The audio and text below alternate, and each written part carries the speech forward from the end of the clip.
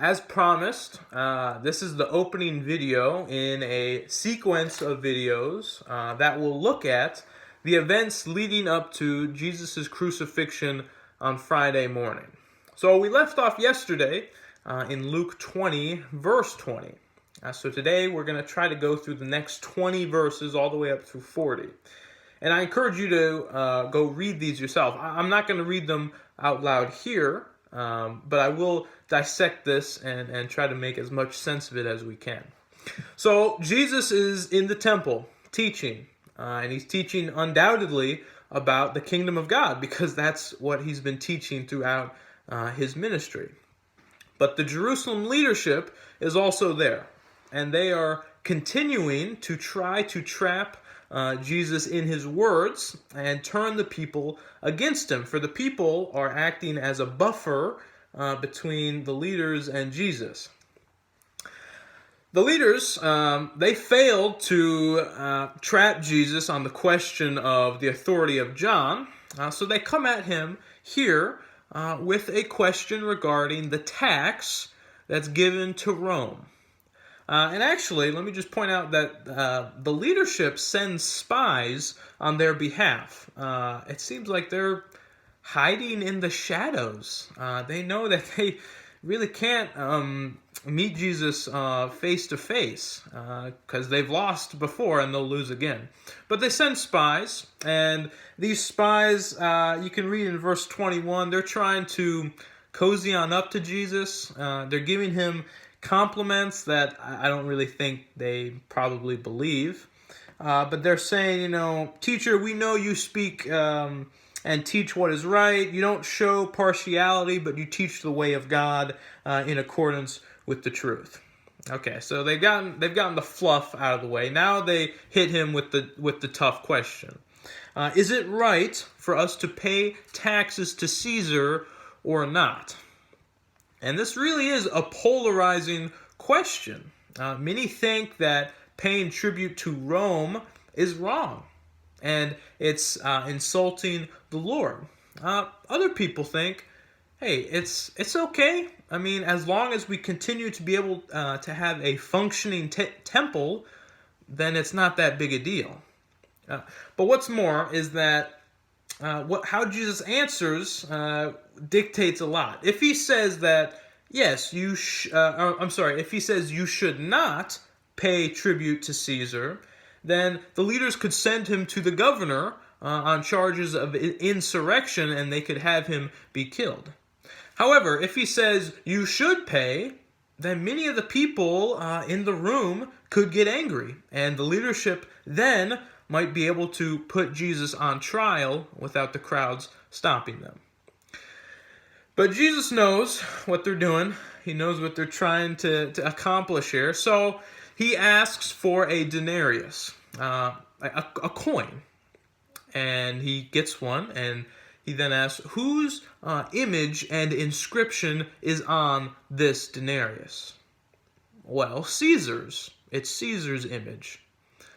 So he says, give to Caesar what is Caesar's, and to God what is God's. See, Jesus turns it from an either-or question to a both-and. You should respect and honor both. They should pay the tax to respect the government, but render unto God what is God's, which is an awful lot. And it's something that many of us do not do, and the people Jesus is talking to do not do either. Let me read to you a quote by Darrell Bach regarding this conversation. The implication is that just as a coin is stamped with Caesar's image, so our life is stamped with God's imprint, and we owe him proper allegiance as well. After all, humanity is made in God's image. So our bodies, our lives, have God's imprint. They have his image. So render unto God what is God's. Jesus is saying that we have responsibility as citizens of whatever country or nation you live in to respect that nation or that form of government. But even more importantly, we are citizens in God's kingdom, so we especially have a responsibility to respect and honor the Lord and render unto Him what is His. And of course, we talked about stewardship a few weeks ago, so that should be fresh in our minds. But in any case, Jesus has once again one-upped the leadership or the spies here. And verse 26 says that they were astonished by his answer, and they fell silent. So then in verse 27, Jesus engages in a different conversation. And this time it is some Sadducees who approach him and ask him a question. The Sadducees are a unique group.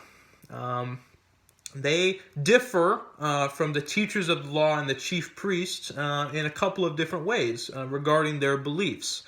Here we learn that the Sadducees don't believe in a resurrection. The Sadducees, they have a very heavy emphasis on the Torah, the books of Moses. That is, the first 5 books: Genesis, Exodus, Leviticus, Numbers, and Deuteronomy. And in those books, there's very little to no talk of resurrection.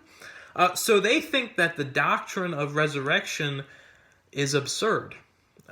They think that someone lives on through their offspring, through their children. Fair enough, I suppose. But they go on and they ask a fairly absurd question to try to show that the belief in resurrection is absurd. So you have to know that there's a law put forth by Moses, really by God, but Moses gives it. And the law is that if a woman's husband dies and she becomes a widow and she has no children, then the brother of the deceased husband should marry that woman to provide children and hopefully to keep the family line going. But the Sadducees come up with this scenario that a woman becomes a widow, and then she marries the brother, but he dies, so she marries the next brother, and on the cycle goes until she's married 7 brothers, and they've all died. So they ask, in heaven, when she gets there, who will she be married to? They're trying to say that this Mosaic, this law from Moses, is an example of how the resurrection doesn't make much sense. It doesn't fit well with this law of Moses. So Jesus says, that's not how it works. That's not how it works in heaven. There's not marriage in heaven. People are married in this age, but not in the age to come. Additionally, people can no longer die in the coming age, for they are like the angels in that way. And that actually is a sort of jab at the Sadducees also, because the Sadducees don't believe in angels either. So Jesus goes on after showing that their immediate question doesn't make much sense, and he reminds them of the account of Moses and the burning bush.